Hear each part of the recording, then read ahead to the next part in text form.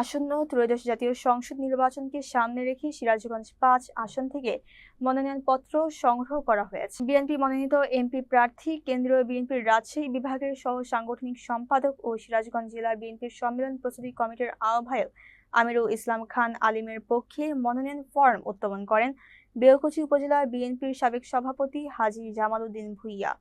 এ সময় উপস্থিত ছিলেন বেলকুচি উপজেলা বিএনপির সাবেক আহ্বায়ক নুরুল ইসলাম গোলাম, সাবেক সদস্য সচিব মোহাম্মদ বনি আমিন, পৌর বিএনপির সাবেক আহ্বায়ক হাজী আলতাফ হোসেন প্রামাণিক, জেলা বিএনপির সদস্য গোলাম আজম, যুবদল ও ছাত্রদল সহ বিভিন্ন পর্যায়ের নেতৃবৃন্দ। মনোনয়নপত্র সংগ্রহকালে নেতৃবৃন্দ নির্বাচনী মাঠে লেভেল প্লেইং ফিল্ড নিশ্চিত করার আহ্বান জানান।